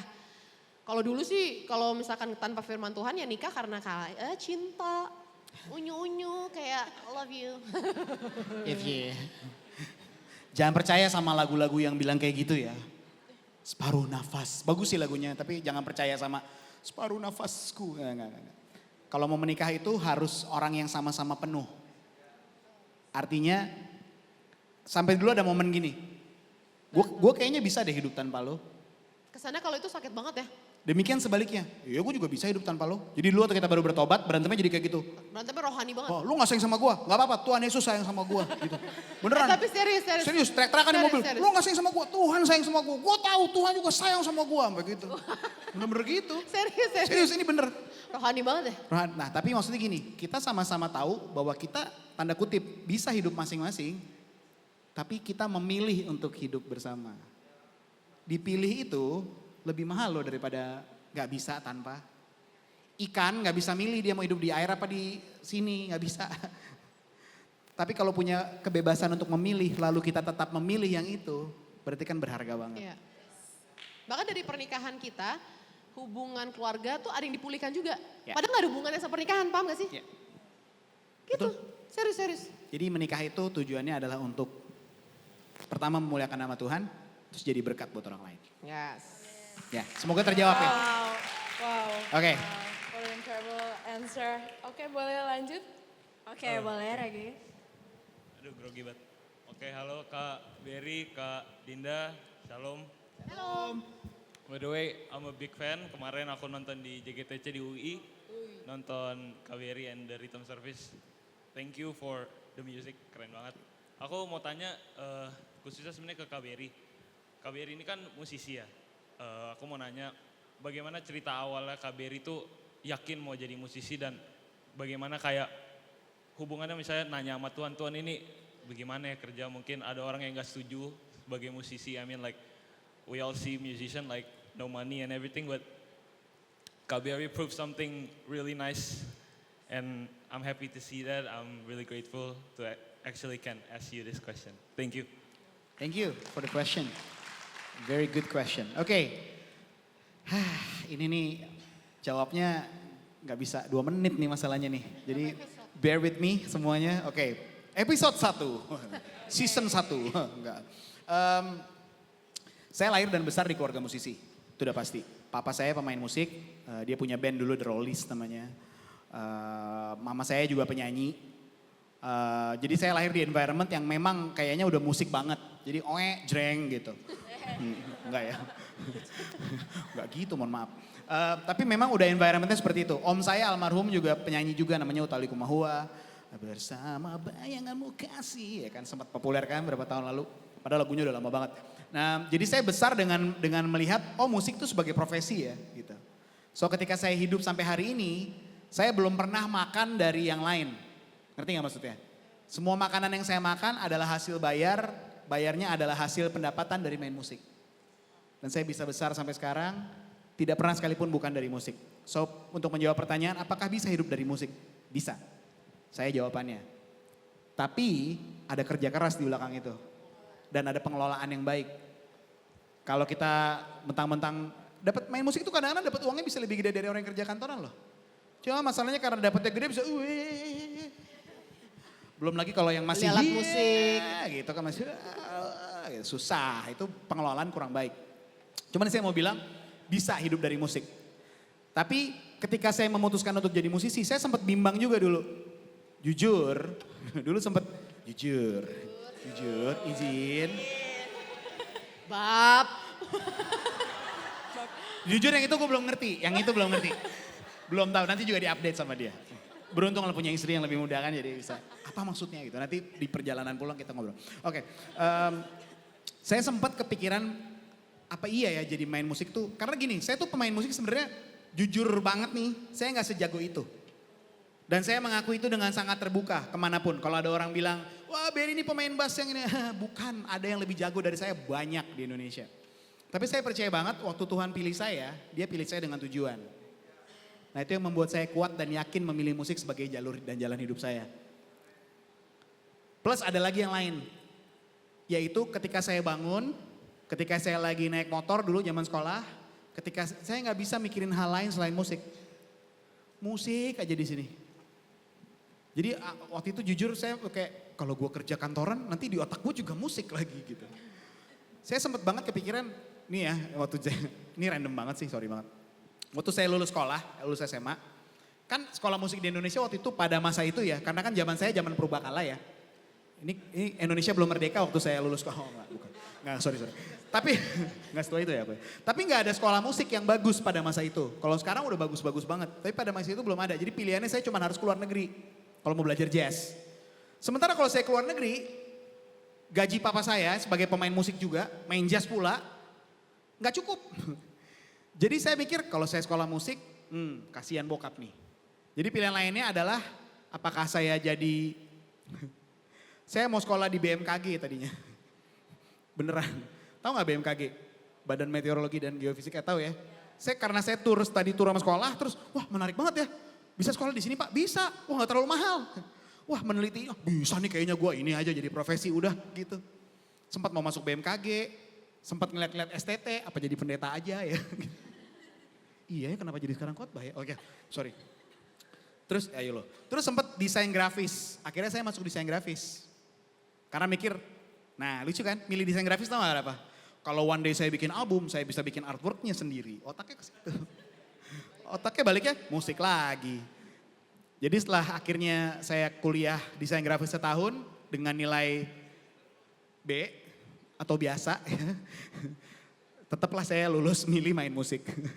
Gitu. Jadi, oke, saya punya satu quote namanya passion, purpose, integrity. Saya percaya banget passion saya, which is mikirin musik tiap hari tadi, itu membawa saya kepada purpose saya. Purpose adalah tujuan hidup saya. Tapi purpose saya bisa saya pertahankan di on the right track kalau saya punya integritas. Karena di dunia musik itu, ya bukan cuma di dunia musik sih. Di dunia ini integritas itu sesuatu yang mahal hari ini. Tahu gak artinya integritas? As simple as ketika kamu gak melanggar lampu merah di saat gak ada yang lihat. Itu namanya integritas. Makanya saya selalu melatih diri saya dari hal paling simple. Gak mau ngelawan arah. Naik motor, gak mau lawan arah, deket cuma ke situ doang. Itu yang membuat rusak Jakarta Raya ini. Gak mau langgar lampu merah, gak mau buang sampah sembarangan. Karena semuanya itu dari hal kecil seperti itu integritas kita dilatih. Nanti dari situ kamu akan mulai terbiasa ke hal lain. Gak nilep duit orang, gak upgrade harga padahal harganya sekian gitu. Jadi itu yang membuat saya mantap memilih musik sebagai jalur kehidupan saya. Semoga terjawab ya. Thank you buat pertanyaannya. Boleh selanjutnya. Hai Kak Berry, Kak Dinda. Aku Hai. punya 2 pertanyaan. Tapi sorry, nama aku Desi, aku punya 2 pertanyaan. Pertanyaan yang pertama ini untuk Kak Adinda. Pertanyaannya, value apa yang Kak Adinda lihat dari Kak Beri sehingga waktu itu Kak Adinda yakin untuk menikah dengan Kak Beri? Terus pertanyaannya yang kedua yang sekarang adalah kan Kak Dinda sama Kak Beri sudah menikah. Kira-kira value apa sih yang penting menurut Kak Dinda dan Kak Beri untuk membangun keluarga yang diberkati? Itu pertanyaan. Thank you. Thank you. Thank you. Oke, value apa ya? 50.000 dulu sini. 50.000 dulu gue kasih tau yang bagus-bagus nih. Value-nya,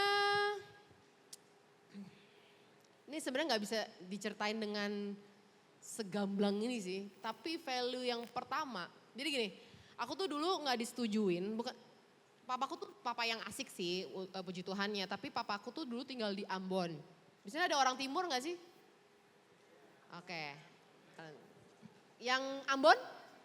Aku pernah tinggal di Ambon. Pernah tinggal di Pernah Ambon? tinggal di Ambon. Oke. Manis sih. Ambon. Siap. Ambon. Oke. Nyong semua, nona Beta bicara dengan kamu. Kita bicara di bahasa sana. Di bahasa sana. Jadi papaku dulu tinggal di Ambon, tinggal di Papua. Jadi dia melihat lalaki-lalaki Ambon ya. Mulut manis-manis, kalakuang isyo kasihan. Jadi dia langsung cap Beri tuh musisi Ambon.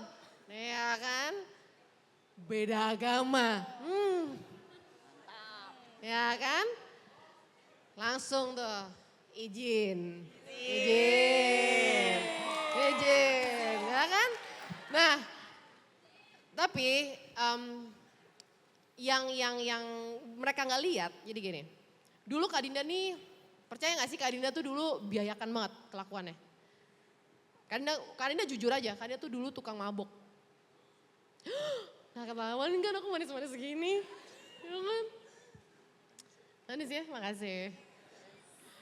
Beneran, tukang mabok. Suka, pernah yang mabok, maksudnya kayak misalkan ke klub abis itu kanyer.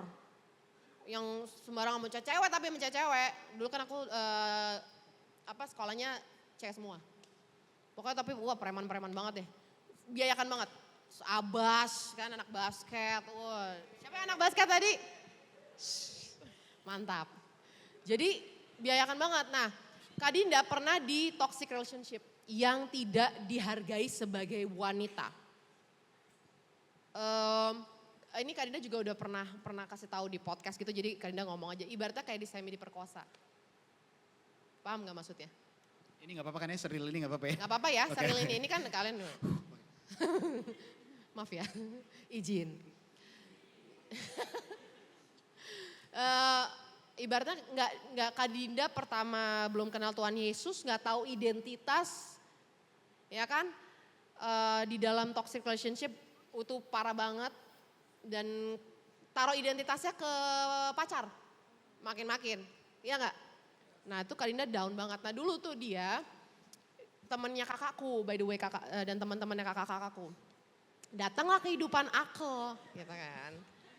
Tapi sebagai kakak loh by the way, maksudnya manggilnya kakak dan lain-lain itu. Nah aku tuh bandel guys, maksudnya karena nggak punya identitas dan lain-lain. Jadi aku pikir ya udah ketemu dia, Ambon aku sekalian aja dirusak, paham nggak? Kurang lebih seperti itu. Nah, tapi Kak Beri menjaga Kak Dinda betul-betul. Padahal udah ada momen dia bisa memanfaatkan itu loh.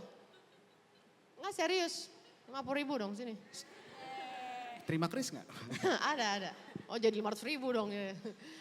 Tapi di situ Kak Dinda lihat langsung gini. Oh beda nih orang. Dan Kak Dinda lihat kehidupannya sebagai pengikut Kristus. Walaupun dia juga masih bandel juga ya. Bukan yang bertobat yang kayak sekarang gini. Tapi dia yakin betul kalau Tuhan Yesus tuh sayang sama dia. Serius. Dia orang yang tidak mau menilep duit lah apapun itu. Jadi Kak Dinda lihat value-value itu bener-bener istilah walk the talk, tau gak? Walk the talk. We don't walk the walk, we talk the talk. Nah, walk the talk. Beneran. Jadi bener-bener Kak Dinda lihat apa yang dia omongin ya dilakuin. That's it. Jadi bukan mulut manis kayak mohon maaf izin ya. Biasa bung-bung luar sana tuh. Ya. Tapi ini beda gitu. Jadi itu yang membuat Kak Dinda akhirnya yakin untuk oh dia beneran sayang nih karena dia juga jaga itu value itu dan dia akhirnya pas nikah pun juga ngeliat kok. Dia gak sempurna memang tapi ada ibaratnya ada value-value yang bener-bener beda nih orang gitu. Puji Tuhan aku bersama dia, puji Tuhan. Aku lebih puji Tuhan lagi. Ya, sorry tadi buat ngejawab yang pertanyaan kedua ya tadi. Desi, mana? Oh situ ya. Value apa yang kita sebagai keluarga? Yang pertama kita kesepakatan dalam keluarga. Jadi kayak tadi saya sharing, kesepakatan dalam keluarga. Pokoknya kita berdua udah sepakat, apapun itu kayak ya udah kita hadapin berdua. Dan sekarang bertiga sama anak kita gitu. Jadi ketika kita sepakat ya. Even sama anakku pun aku nanya kayak gitu. J, nama anakku kan Jeremiah. Jadi kalau kita panggil dia J, sepakat ya gitu. Janjian dulu sama papa. Ini masih umur 6 tahun, cuman J sepakat ya, salaman. Gitu. Oke, sepakat. Jadi kita nggak berubah dari perjanjian gitu. Kesepakatan itu yang selalu kita pertahankan jadi value. Jadi apapun yang aku lakukan, Dinda harus tahu, anakku juga tahu gitu. Kesepakatan itu. Lalu yang berikutnya adalah integritas. Kuat banget di integritas. Aku sangat selalu mendukung kuat di integritas. Karena menurutku dunia ini, tadi aku bilang ya, dunia itu kehilangan banget yang namanya integritas. Orang tuh nggak lagi melakukan, gini, seringkali dalam hidup ini kita suka salah ngomong ya. Kita suka menyampaikan sesuatu yang nggak tepat ke orang lain misalnya. Lalu orang lain dengar, orang itu ngomong A, B, C, jadi kesana jadi kacau balau, akhirnya kita semua berantakan, berantem, asumsi. Tapi saya tipe orang yang kayak gini. Kalau gua nggak pernah ngomong itu, selama-lamanya gua akan bilang gua nggak ngomong. Tapi kalau ternyata gua pernah ngomong, gua akan mengakui. Saya nggak akan bilang, enggak kok, menyelamatkan diri sendiri, enggak. Saya akan bilang apa adanya, gua pernah ngomong itu. I own it. Kalau saya bikin salah atas perkataan itu, saya minta maaf. Ngerti nggak maksudnya? So, ketika kamu ngomong sesuatu, you own it. Tapi ketika kamu nggak ngomong itu, saya akan bertahan mati-matian. Enggak, gue gak pernah ngomong kayak gitu. Lu bisa salah mengartikan yang gue omongin. Gitu. Jadi integritas buat saya penting banget. Dan itu saya lakukan juga ke anak kita sekarang. Kita selalu bilang kayak, yang penting kamu jujur. Mau apapun yang penting kamu jujur. Tapi takut papa marah, enggak. Oke, papa janji gak marah, tapi kamu jujur dulu. Gitu. Jadi kita selalu bicara integritas dan kesepakatan. Dua itu sih yang kita selalu pertahankan. Ada yang mau ditambahin? Udah itu aja. Oke. Telur setengah matang. Boleh last question? Oke. Oh, dua last question. Dua lagi ya. Aktif ya penanya. Kalian tepuk tangan dong buat kalian. Keren, beneran. Jarang banget Jarang kalau loh. kayak yang aktif gini. Sesi question and answer gini. Halo Kak Berry dan Kak Dinda. Aku Jojo, aku mau nanya terkait tentang relationship di zaman sekarang ini. Terutama kan banyak nih anak-anak muda tuh yang menjalin hubungan beda agama atau beda server ya. Nah kalau di zaman Kak Berry sama Kak Dinda ini kan mungkin zaman-zamannya masih zaman-zaman yang lurus gitu kan, bukan ambigu kayak sekarang kan ya. Nah kalau sekarang ini apa sih tanggapan Kak Dinda sama Kak Berry terkait tentang anak-anak muda yang pacaran beda agama bisa sampai 4 tahun, 5 tahun dan seterusnya. Padahal mereka tuh nggak tahu tujuan arahnya mau kemana gitu. Siapa mau pindah ataupun nanti ujungnya mau gimana. Terima kasih. Thank you. Nah, kalau pacaran beda agama, gini loh. Sebagai Jangan masuk dalam hasil. pencobaan. Benar. Jangan masuk Sebagai hasil dari anak-anak yang dulu berpacaran beda Enggak, agama. tapi gini. Ceritanya Kak Dinda Kak Berry itu juga jangan langsung paham nggak? Jangan langsung disamain sama caranya kalian ya. Tapi gini, Kak Dinda cuma mau ngasih tahu. Kan setiap kasus kan beda ya, setiap ceritanya beda-beda. Nah Kak Dinda sama Kak Berry itu, Kak Dinda itu sempat putus by the way. Jadi Kak Dinda tuh sebenarnya nantangin Tuhan 3 kali. Jadi Kak Dinda tuh sebenarnya bukan karena Kak Berry. Nah jangan sampai pacaran beda agama, ya pacaran beda agama terus kamu seakan pengen jadi saviornya pacar kamu. Tapi kamu harusnya arahin dia mengenal Tuhan Yesus. Nah pertanyaannya, yang pacaran beda agama, gak usah angkat tangan. Gak Udah usah gak usah angkat angkat tangan. tangan. Sadar kan, gak usah angkat tangan. Gak usah angkat tangan, gini. Kalau sampai, ya ini pertanyaannya gini. Kalau sampai pasangan kalian percaya Yesus tapi gak mau sama kalian mau gak? Gak apa-apa gak? Jadi cuman pacaran sama kamu ternyata untuk memperkenalkan dia sama Yesus doang. Are you okay with that?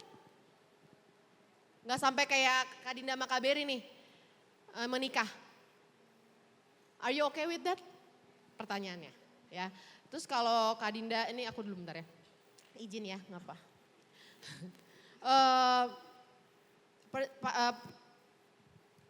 Selalu ada intentionnya kenapa bisa pacaran beda agama. Kak Dinda sama Kak Beri ngomong di sini biar kalian gak kecebur sebenarnya. Kan gak enak kalau terjun ke kolam renang belum bisa berenang. Nah Kak Dinda, Kak Beri ngajarin maksudnya Kak Dinda sama Kak Beri tuh pernah loh di posisi kayak gini, lo jangan sampai deh begitu ya. Kelolotan air nanti yang ada gitu kan. Nah di sini gini, intentionnya kok bisa kalian beda agama di awal. Nah itu, terus kedua sekarang ganti. Ini hubungan kalian ini memang apapun itu ya, untuk memuliakan nama Tuhan apa enggak? Apa hanya untuk kayak ya udah senang-senang. Tapi karena juga ya, paham juga sih kalian tuh lagi di fase-fase yang iya have fun. Apakah kamu yang beda agama? Enggak, ketuduh. Langsung kayak iya have fun. Langsung kayak apakah kamu? Karena juga paham. Tapi long the way tanya sama Tuhan. Tuhan, apapun itu nggak usah, even pacaran yang seagama pun. Mungkin di sini ada yang udah dewasa, udah mau nikah pun ya. Tanya sama Tuhan, Tuhan. Kadang kan kita doanya wishlist ya. Tapi coba deh tanya Tuhan gini, Tuhan. Ini yang engkau kehendaki nggak? Nggak hanya yang beda agama aja, yang sama agama pun tanya. Ini nggak? Bener nggak Tuhan? Gitu. Kalau dari Kak Dinda sih itu, kalau dari Kak Beri. Yeah. Om Beri. Kasih ya nak, terima kasih ya nak. Karena menurut saya gini, seringkali kita pikir kita bisa menangin jiwa melalui cara kayak gitu. Atau oke lah, terlalu bagus kalau saya ngomong kayak gitu. Kita bilangnya kita mau menangin jiwa. Padahal secara kedagingan aja gue pengen nyamani orang.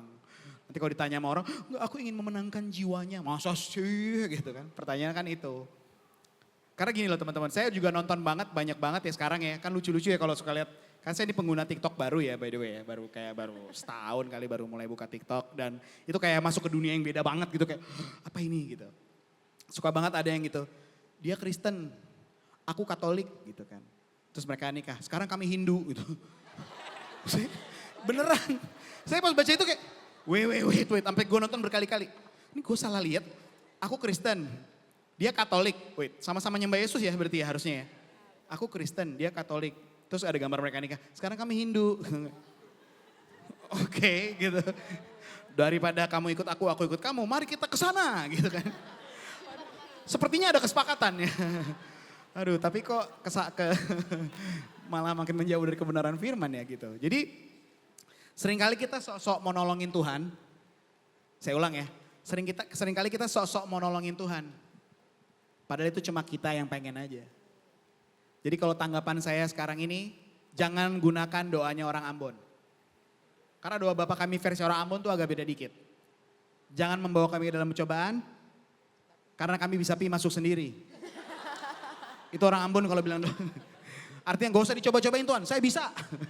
Gak usah percobaan, saya cobain langsung. Gitu. Jadi jangan dicobain ya gitu. Kalau memang, oke, saya sama Dinda case yang puji Tuhan berhasil. Karena saya juga selama pacaran itu, kita mulai pacaran setahun, saya juga bertanya-tanya Tuhan, kok gue dapetnya dia sih gitu. Ini beda agama nih, ribet nih gitu. Cuman saya doa tiap malam dan sebelum kita mulai jalan pun saya nanya sama dia, one day kalau kita nikah, kamu mau ikut ke gereja gak? Saya langsung nanya kayak gitu. Terus dia bilang, oke, gak masalah. Bener ya, tiap minggu loh. Tapi emang kita mau nikah? Ya gak tahu kalau kita nikah. Kamu mau gak? Oke, nah buat saya itu udah jalan masuk pertama. Minimal dia tiap minggu mau ke gereja sama gua. Oke, kalau kita punya anak, aku mau anaknya gereja. Setuju gak? Dia diam mikir. Ya udah gak apa-apa, oke. Itu jalan masuk kedua. Gue ya aja waktu itu ya. Gue juga gak tahu. Mungkin lu mikir bentar doang kali sama gue waktu itu sebenarnya kali. Bisa curiga aja. Puji Tuhan lama. Oke, yang ketiga, tiap malam sebelum saya pulang, standar kan kalau mau pulang, sayang aku pulang dulu ya. Gitu kan. Terus, tapi sambil mau pulang tuh saya gini nih. Tahu gak yang saya lakuin? Tuhan Yesus, perkenalkan dirimu ke dia. Karena aku gak bisa Tuhan, aku juga masih ngaco. Tapi Tuhan perkenalkan dirimu ke dia langsung ya Tuhan. Please, biar ketemunya sempurna, karena ketemunya sama Yesusnya langsung. Ini tadi udah enak nih, udah PW. Dan puji Tuhan bisa berjalan sampai sekarang. Tapi saya gak menyarankan. Gitu aja. Semoga terjawab ya. Sorry Yang penting tapi hidup langsung ngejudge dia ya. Hidup kalian yang beda agama, hidup kalian itu harus jadi contoh. Itu Alkitab terbuka kan. Jadi nggak jadi nih hubungan kalian. Dia tahu, oh dia menyembah Yesus, oh Ya. begini gitu. Keserupaanmu Ada value. sama Kristus kelihatan. Itu yang paling penting. Karena bahasa aslinya gereja kan eklesia ya. Artinya dipanggil keluar. Berarti dari awal tuh kamu udah dipisahkan, kamu udah beda. Makanya gaya hidupmu harus beda. Supaya mereka bisa lihat. Semoga terjawab ya. Oke, next question. Last one ya. Last question ya. Halo Kak Berry dan Kak Dinda. Ya. Nama aku Gloria. Aku mau nanya buat Kak Berry. Aku juga lagi ada di dunia industri kreatif. Kadang kita dituntut deliver karya yang works secara pasar. Tapi di sisi lain pengen tetap jujur sama value kita. Kakak biasanya menentukan batasnya ada di mana? Thank you. Tadi sorry saya nggak terlalu dengar yang pertama. Kita sering dituntut untuk apa? Sorry. Kadang kita dituntut deliver karya yang works secara pasar, tapi di sisi lain pengen tetap jujur sama value kita. Cara Kak Berry menentukan batasnya di mana? Thank you. Oke.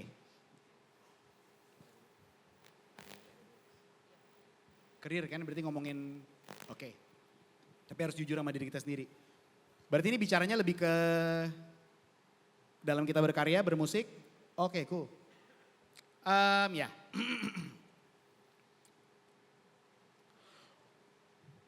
Wah, ini saya compose dulu ya. Oke. Dunia musik terutama ya, kalau kita bicara dunia musik. Mungkin ini bisa diaplikasikan juga buat yang lain. Tapi kalau di dunia musik, ada tren. Musik A, musik, oke deh kalau kita ngomong musik sekarang paling gampang. Ada yang masih ingat lagu Garam Madu? Itu kayak udah berapa tahun lalu? Itu baru tahun lalu. Tapi kayaknya udah lama banget rasanya ya. Ada yang ingat lagu Tabola Bale? Statue? Lagu itu sekarang umurnya paling banyak 3 bulan. 1 bulan tuh orang udah muak karena tiap hari. Udah ada yang marah-marah gitu. Statue mulu gitu kan. Habis itu tiba-tiba Tabola Bale udah. Tabola Bale 2. Tabola Bale berarti kan Tabola Bale 2. Makanya sorry bapak-bapak jokes bapak-bapak. Maaf izin. Tapi gini, kalau saya harus terlibat dalam tren itu, saya jadi orang yang hanya mengejar viralnya aja. Contoh paling gampang. Jadi saya bikin, bisa nggak kira-kira saya bikin? Kayaknya sih bisa-bisa aja deh. Saya tahu kok formulanya buat bikin sebuah lagu yang langsung catchy gitu. Tapi kalau saya lakukan itu, saya lagi nggak jadi jujur sama diri saya sendiri tadi kan. Nah, batasannya di mana? Batasannya gini, ketika saya sudah merilis saya bahkan pernah gini, oke ini contoh lain. Waktu saya mulai ngerjain YouTube channel zaman pandemi ya, adik-adik teman-teman, kalau mungkin kalian sebagai pandemic babies waktu itu, cuma pada masa itu buat kita musisi itu berat banget. Karena bener-bener gak ada kerjaan bos. Saya udah hampir jadi tukang cuci mobil, cuci motor, udah mau nganter makanan, apa aja juga, yang penting anak istri gue bisa makan. Saya udah siap lakuin apa aja. Akhirnya istri saya yang nganjurin, udah kamu bikin yang lain yang berkarya gitu. Akhirnya saya coba aktifin YouTube channel. Tahu gak? Saya dapat tawaran dari YouTube channel yang banyak banget subscribersnya. Dan terjamin begitu saya ambil tawaran collab sama dia, YouTube channel saya pasti naik. Tapi tahu gak waktu itu syaratnya apa? Saya harus bikin adegan, ceritanya bass saya dijual, kecurian, bass saya hilang, dibeli sama orang ini, lalu saya datang ke rumah dia, saya marah-marah, itu bass gua. Gitu. Settingan. Terus orang yang nyambungin saya, Bung kapan bisa meeting sama ini? Jadi udah dibikin skenarionya gini-gini. Terus saya bilang, enggak tunggu ini skenarionya maksudnya nanti kita akan bilang bahwa ini bohongan kan gitu. Enggak Bung, ini akan bilang bahwa beneran kejadian kayak gini. Saya bilang, aduh kok enggak ya gitu. Enggak bisa lagi saya. Kenapa? Karena ya gue bohong dong sama orang-orang. YouTube channel naik sih, tapi saya bohong dong sama orang-orang. Jadi saya dengan jelas jawab enggak. Lalu yang berikutnya, again saya boleh apa adanya ya. Tadi kan tadi kan dia ngomong soal MLD Spot ya. Rokok tuh bikin acara banyak banget, acara musik. Kenceng, duitnya kenceng. Dan saya dari dulu puji Tuhan gak pernah ngerokok. Gak pernah sama sekali, gak suka. Puji Tuhan.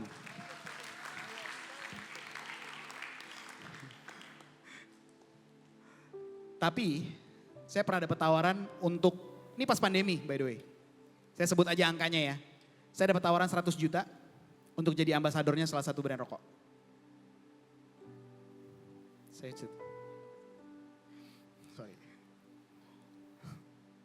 dapat 100 juta di dalam kondisi saya lagi gak punya uang karena pandemi. Tapi saya tahu banget, saya gak mau jadi bagian yang merusak kesehatan anak-anak muda. Dan saya gak mau jadi orang yang promoin itu. So dengan yakin saya tolak.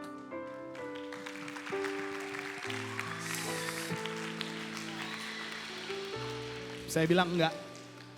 Manajer saya pada masa itu yakinin banget, ambil ini bagus. Nanti kita lebih bagus nanti ke depan. Tahu, gue ngerti. Tapi kalau gue lakuin itu, gue gak ngasih jadi contoh buat anak-anak muda. Dan saya lebih bahagia saya tolak itu, saya bisa ngelihat teman-teman sekarang. Karena saya gak pernah sentuh uang dari situ. Tawaran yang berikutnya datang dari brand minuman alkohol. Yang sorry, sebelum saya bertobat, saya minum terus dulu. Serius, saya juga tukang mabok dulu. Dengan alasan yang sama, saya bilang, gue udah bertobat. Kalau lu tawarin ini 10 tahun lalu, gue ambil. Tapi karena gue udah bertobat, gue tahu kalau gue lakuin ini, gue jadi ambasador untuk hal yang gak baik. Gue lebih pilih jadi ambasador kerajaan surga. So saya tolak lagi, dengan angka yang sedikit lebih mahal. Saya pernah diundang malam tahun baru, di sebuah tempat pijit terkenal di Indonesia. Spa. Bayarannya mahal banget. Band saya gak pernah dapat tawaran segitu. Sampai hari ini juga belum pernah, saya lihat uang segitu aja belum pernah. Tapi harus main di tempat itu, tempat spa. Teman-teman band saya yang lain udah setuju, manajer udah setuju, udah tinggal ketok palu, tinggal tanda tangan, malam tahun baru belum ada kerjaan. Waktu itu dia masih pacar saya. Tahu nggak yang paling penasaran siapa? Dia. Ambil aja, aku penasaran pengen lihat kayak apa sih tempatnya gitu. Dan by the way waktu itu saya belum bertobat. Saya masih ngaco. Tapi saya bilang kayak gini sama manajer saya. Kalau gue ambil kerjaan itu, berarti gue dapat uang hasil dari tangisan istri-istri dan anak-anak yang ditinggalin sama suami-suaminya. So I would rather not. Saya mendingan gak punya uang. Tapi saya ikut kebenaran firman Tuhan. Soalnya saya mau bilang gini, selalu ada harga yang harus kita bayar waktu kita mau ikut Yesus. Tapi pastikan semua yang kita lakukan memuliakan nama Tuhan. So ketika saya bikin karya pun saya selalu mikir, ini akan berguna gak buat karya, buat kerajaan Tuhan. Kalau gak ada gunanya, kalau cuma buat saya terkenal doang, mendingan gak usah. Karena saya diciptakan lebih besar dari sekedar jadi terkenal. Saya diciptakan untuk bawa kebenaran firman Tuhan. Saya diciptakan supaya anak-anak muda ketemu kenapa mereka dilahirkan. Dan itu alasan saya masih berdiri sampai hari ini. Semoga itu jawab pertanyaan kamu ya. Thank you teman-teman, by the way saya jadi bawa suasana banget. Boleh tepuk tangan sekali lagi dong buat mereka semua.